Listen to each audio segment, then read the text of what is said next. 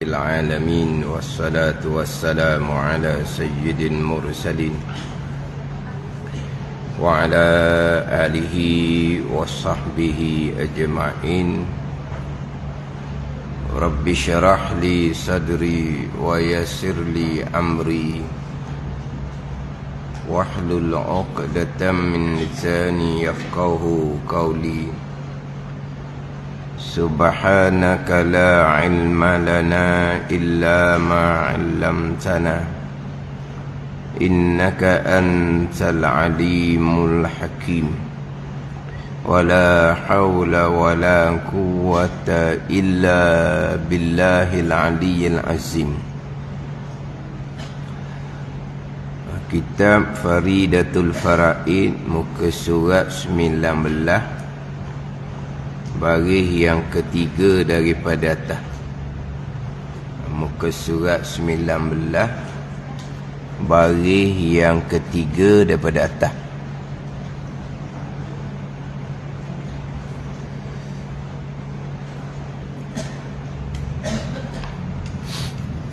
Qala al-muallifu rahimahullahu ta'ala wa nafa'ana bi'ulumihi amin.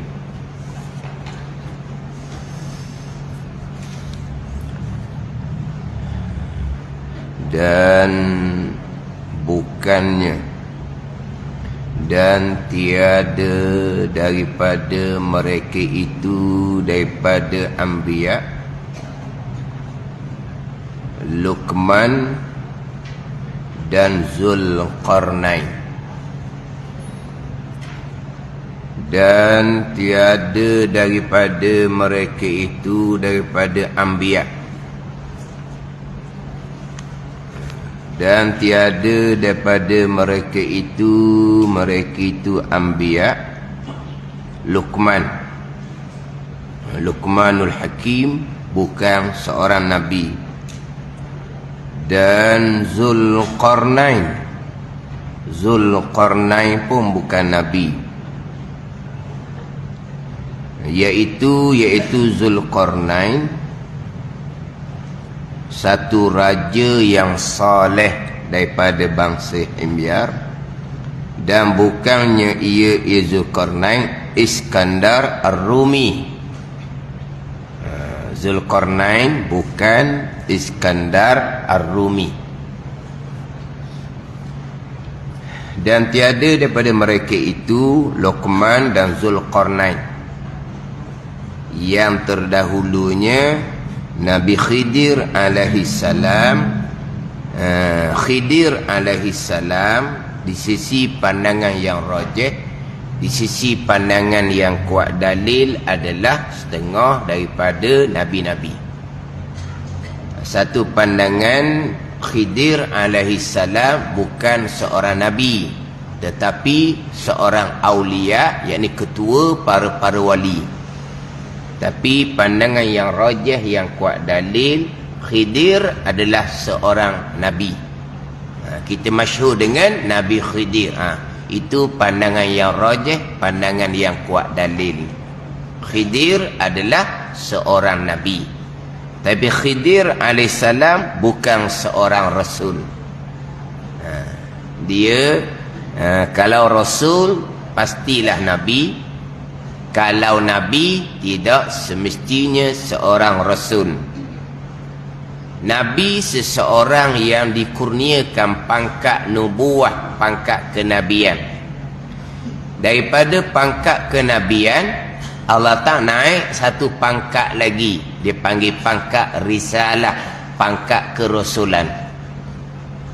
Permulaan Allah Ta'ala kurniakan pangkat nubuah, pangkat kenabian. Orang yang dikurniakan pangkat nubuah, pangkat kenabian, tuang dia namanya Nabiyun. Orang yang dikurniakan oleh Allah pangkat risalah, pangkat kerasulan, orangnya Rasulun. Dia gitu. Jadi daripada seseorang yang dikurniakan pangkat nubuah, diangkat kepada pangkat risalah. Jadi seorang rasul pastilah seorang nabi, dan yang ramanya hanya dikurniakan pangkat nubuah, tidak dikurniakan pangkat risalah. Sebab atas jalanan yang masyhur, walaupun bukan jalan muktamad, Nabi 124,000 orang Nabi yang dikurniakan pangkat nubuah, pangkat kenabian, bilangannya 124,000 orang. Daripada 124,000 orang ni lah dinaik satu pangkat lagi, pangkat risalah seramai 313 orang. 313 orang daripada 124,000 Nabi. Kalau nak kira persen tu, nak kira macam mana tu? 1% pun tak dapat. 0.5% pun tak dapat. Dah. Mungkin 0.25% kan? Sebab Nabi 124,000 orang. Kalau 1% dia angkat pangkat risalah, jadi Rasul kena ada 1,240 orang. Kalau 0.5%, dia kena ada 602 orang. Betul tak? 620 orang. Gitu. Betul tak 620 orang? Gerak dah ni. Gerak dah. Ke nak pakai telefon? Abang keluar telefon. Orang sekarang kan, orang ni tak gerak ni. Dia tak ada congok. Congok dia tak ada. Kira-kira buka telefon. Tekan telefon. Dia, ni. Dia tak ada congok sini. Dia lembak sini. Ni. Otak dia tak gerak. Kalau pergi ke mana-mana, otak tak gerak. Kalau dulu pergi ke mana-mana, otak ni gerak. Simpang ni. Ni, simpang ni. Ni, simpang ni. Ingat. Ada pokok ni, ada rumah ni, ada ni. Ni ada sini. Sekarang ni, bergerak dah ni. Dah, letak telefon depan. Kanan, kiri. Tak jumpa cari rumah pun. Punya pusing. Dia tunjuk belah belakang, rumah belah sana. Pening nak cari ni. Tapi ni gerak dah. Kalau nak pergi semula, pakai ni dah. Pakai otak dah. Dah. Dia buka telefon semula. Tak sungguh ni. Kalau dulu kan kita ikut orang pergi ke mana-mana, ni. Kena ingat. Jumpa ni, masuk sini. Jumpa ni pula masuk sini. Jumpa ni pula masuk sini. Lain kali kalau kita pergi sendiri, kita tak sesat dah. Ni kita ingat. Sekarang ni dah. Dia tak pakai dah ni, dia pakai telefon. Jadi nak ngira pun tak ada dah. Jadi kalau 0.5%, dia kena ada 620 orang Rasul. Ni 313 je. Maknanya 0.25 gitu je. Daripada Nabi semua 124,000 orang, diangkat pangkat risalah 313 orang. Jadi Nabi, Rasul pasti Nabi, dan Nabi hak ramanya hanya dikurniakan pangkat nubuah sahaja, tidak dikurniakan pangkat risalah. Jadi Nabi Khidir atau pandangan yang rajih, Nabi tetapi bukan Rasul.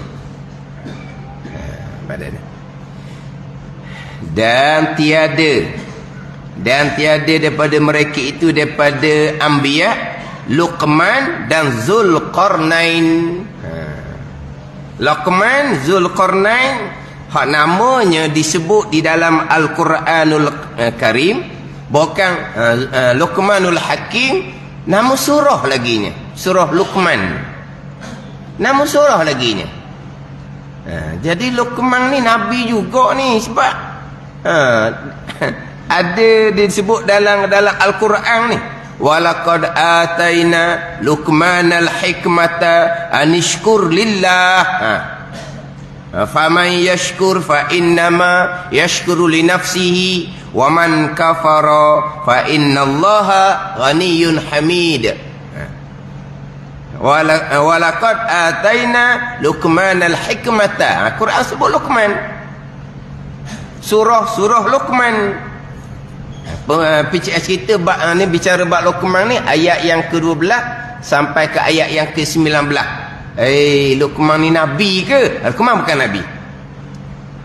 Luqman bukan nabi, Luqman bukan ulama, Luqman bukan orang yang terpandang di sisi kaumnya, bukan. Tapi cerita-cerita Luqman ni ada beberapa riwayat lah.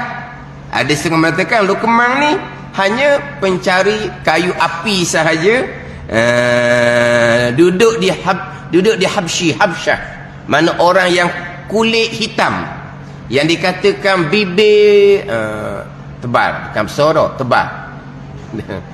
Takkan panggil bibir besar, bibir tebal lah. Kan orang kulit hitam ni bibir tebal. Tu Luqmanul Hakim. Nabi pun bukan, ulama pun bukan, orang biasa. Tapi dikurnia yang dipilih orang soleh, yang dipilih oleh Allah Subhanahu wa taala. Luqmanul Hakim ni. Dah kan Luqmanul Hakim kan.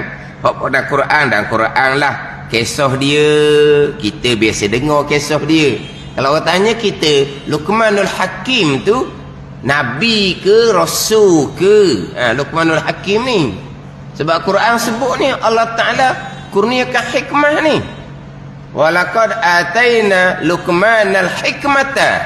Allah Taala beri hikmah kepada Luqman ni. Pada ni. Kebijaksanaan kepada Luqman ni. Luqman ni nabi ke rasul ke? Luqman bukan nabi dan bukan ulama, orang biasa yang dikurniakan hikmah oleh Allah Subhanahu wa taala, pilihan Allah Subhanahu wa taala. Pada ni hak macam mana pesanan Luqman kepada anaknya dimulai dengan jangan menyekutukan Allah Subhanahu wa taala. Hak dalam Al-Quranul Karim. Yang ada riwayat mengatakan Luqmanul Hakim ni hidup pada masa Nabi Musa AS. Pada Nabi Musa, ketika masa Nabi Musa AS, kata setengah ulama lah. Dia ada berbeza pandangan lah.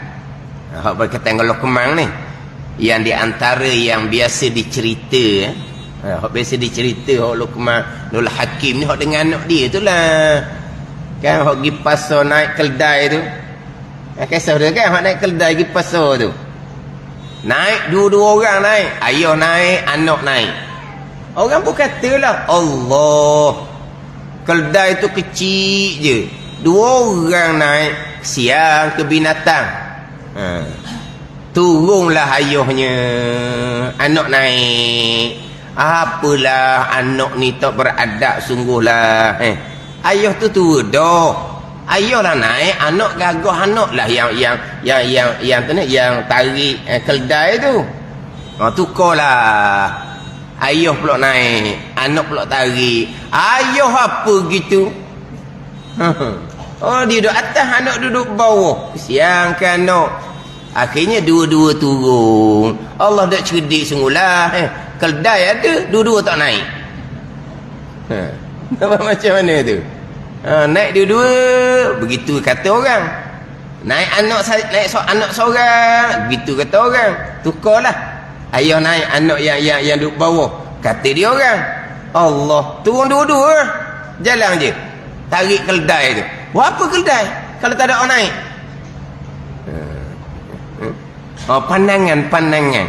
Pandangan manusia ni pelbagai. Tu pandangan yang pelbagai. Yang pentingnya kita buat tu betul. Hak pandangan orang ni pelbagai lah. Kita boleh ambil kira juga. Bukan kata pandangan orang tu salah. Ada ilmu yang Tuhan kurniakan. Dah naik dua orang, keldai kecil. Betul tak dikatakan siangnya ke keldai? Betul. Tukar anak naik atas keldai, ayah yang tarik. Memanglah betul. Mana boleh ayah yang duduk bawah. Tak apalah. Ayah naik, anak duduk bawah. Ayah pula duduk atas. Siang ke budak duduk bawah. Betul. Ke salah? Betul juga. Dua-dua tak naik, tarik saja. Allah, rugi ke keldai tak ada naik. Dah salah ke? Salah ke? Betul juga. Ni. Mana apa ni? Pelbagai ilmu yang dikurniakan oleh Allah Subhanahu wa ta'ala. Dengan 4 kelakuan, 4 teguran orang tu, adakah salah teguran orang tu? Betul lah. Dua-dua kedai tu kecil, kesiang ke kedai tu. Mana? Naik seorang duduk bawah pula. Kalau ayah duduk bawah, tak kena gitu. Anak duduk bawah, tak apa, comel juga tu. Duduk bawah dua-dua, rugi pula ke kedai. Ada ni. Tapi nak ceritanya, apa yang orang tegur tu, adakah salah? Betul dari sudut pandangan mereka. Lepas tu kita macam mana? Yang kita buat tu biar bertepatan. Orang kata apa, orang tegur apa, kita ambil tahu. Kalau perlu kita menuruti teguran, kita menuruti. Kalau teguran tu tak tepat, kita jalan ke jalan kita. Gitu je lah. Tapi dari satu sudutnya, kita jangan duk pandang lah. Kalau pandang kata orang ni, orang apa? Tak jadi kerja. Tak jadi kerja lah. Tambahan pula pandangan satu dunia pula, satu-satu perkara. Lepas tu dia pun duk berkelahi. Tu hak berdosa. Berkelahi tu berdosa. Tu haram. Tu berkelahi. Lepas tu memaki hamu pula. Tu lagi berat. Tu dosa besar. Pada FB tu lah. Berkelahi satu, maki satu. Allah, tak kenal ke dosa.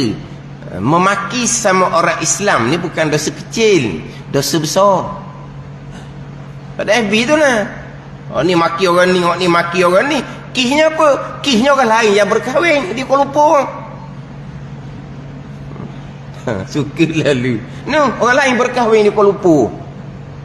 Tak ada kena-mena pun dengan tok laki dia. Tak ada kena-mena pun dengan dia. No, kau ni kau dia kau lupa. Bini dua.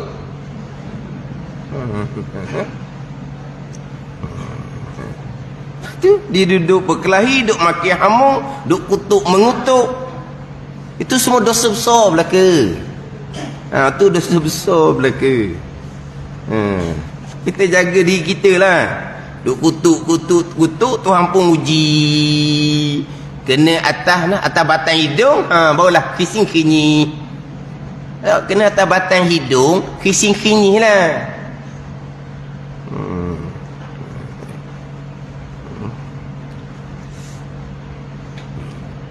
Hak hati tu masing-masing. Tapi hak hati kita tak payah highlightkan pada orang ramai. Tak payah. Saya bukan nak tolak takdir Tuhan. Kalau suami saya kahwin yang kedua, saya tak boleh terima. Bukan nak tolak takdir Tuhan. Tapi kalau suami saya kahwin yang kedua, saya tak terima. Kalau suami kahwin yang kedua, bukan takdir Tuhan. Takdir Tuhan. Saya tak tolak takdir Tuhan, tapi saya tak terima. Apa maksud dia? Saya tak tolak takdir Tuhan. Sebab suami berkahwin seorang itu takdir Tuhan. Saya tak tolak, tapi saya tak terima. Tak tolak, tapi tak terima. Maksud dia apa? Kena tanya kau puan lah. Lelaki tak anda nak jawab, tanya kau perempuan. Saya tidak tolak takdir Tuhan. Bila Tuhan mentakdirkan suami berkahwin satu lagi, saya tak boleh tolak takdir Tuhan, tapi saya tak boleh terima. Apa maksud dia?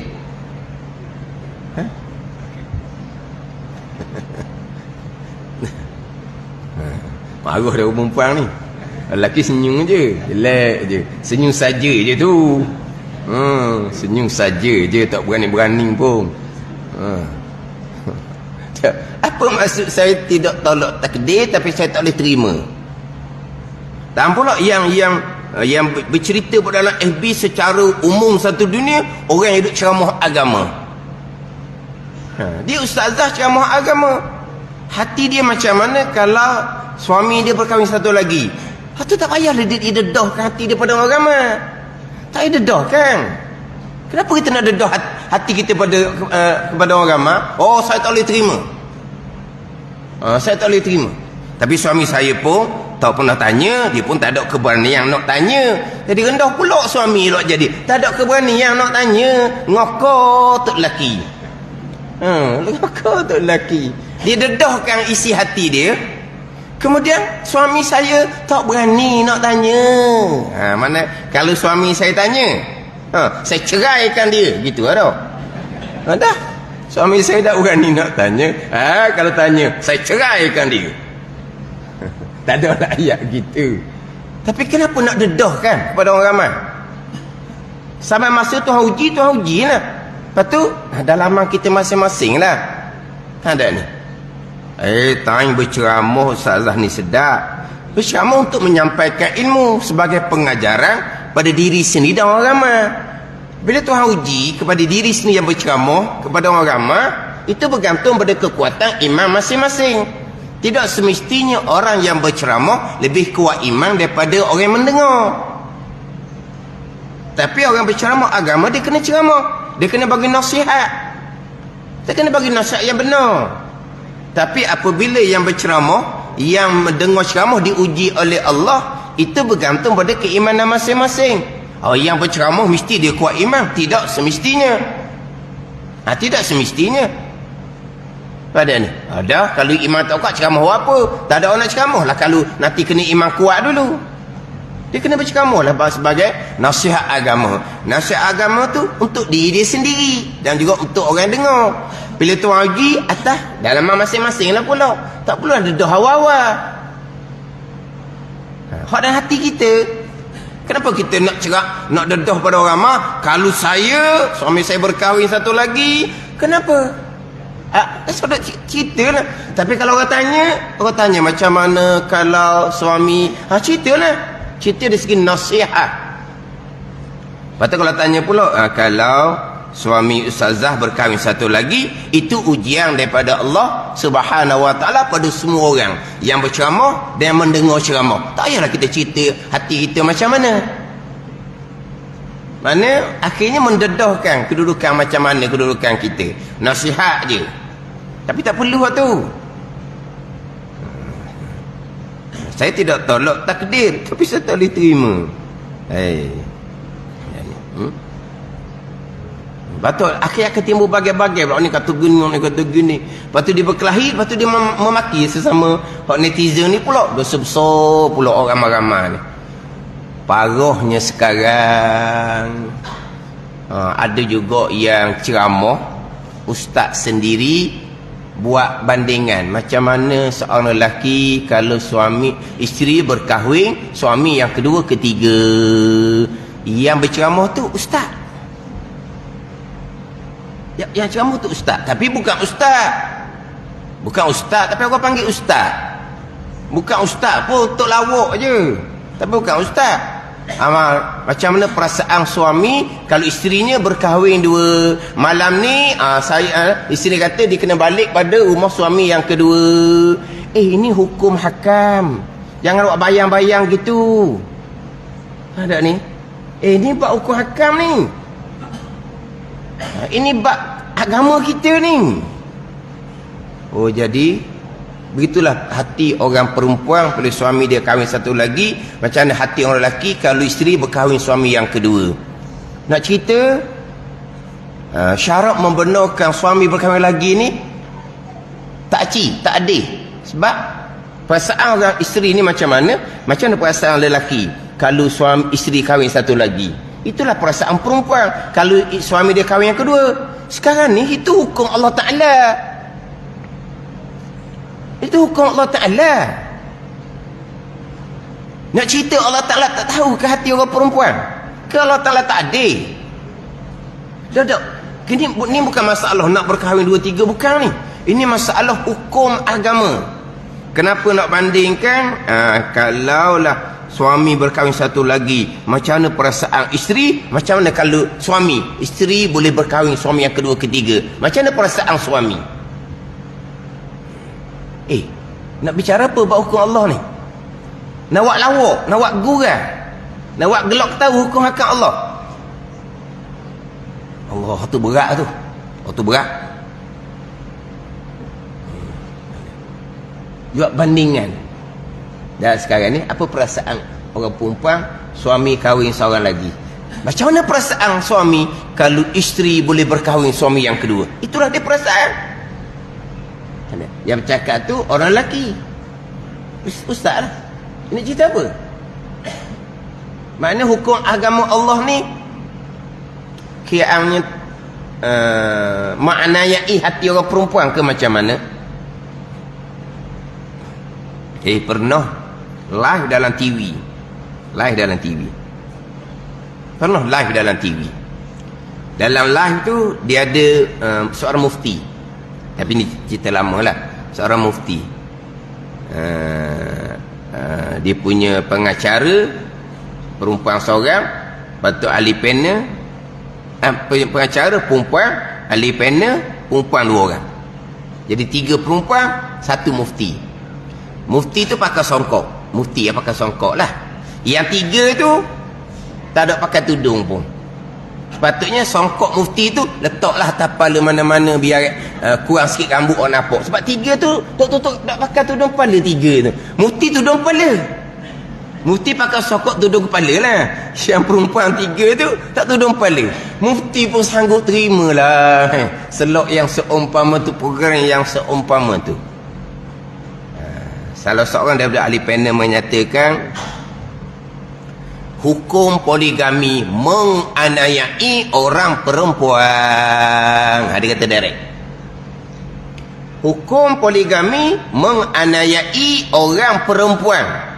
Jadi hukum Allah menganiayai orang perempuan. Direct live dalam TV.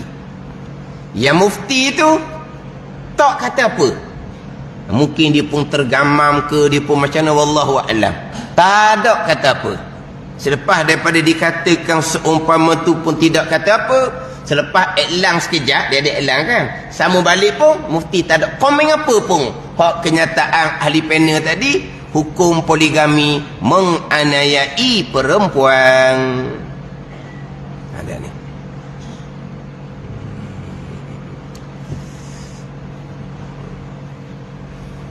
Bab perasaan tu kita nak katalah, cuma jangan buat gambaran macam mana suami kalau isteri bersuami 2, 3 dah. Itu hukum tak dibenarkan. Ni masalah hukum. Tapi hakikat tu semua ujian daripada Allah Subhanahu Wa Taala. Hati tak suka tu cerita lain. Hati tak suka tu cerita lain. Lepas tu ujian ni bergantung kepada kekuatan hati masing-masing. Lepas tu berkekuatan hati masing-masing badan ni. Itu ialah hak baik-baiklah, hak tak baiklah.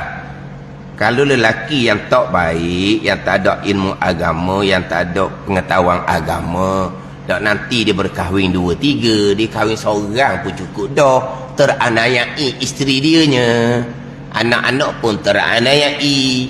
Isteri seorang je tapi teraniayai. Sebab apa? Sebab dia tak ada pengetahuan agama, dia orang jahil, orang tak ada amalan agama. Tak nanti poligami, dia boleh berlaku penayaan belaka atas masing-masing tu, atas masing-masing, gitu je. Tapi bau kuakan jangan kosek lah, jangan duk sentuh bau kuakan.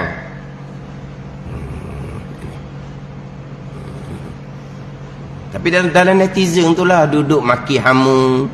Itu dosa besar pula berkait dengan anak Adam. Kita maki orang, kita kutuk orang dalam FB tu, dosa besar, kemudian berkait dengan anak Adam. Kita minta maaf ke dia.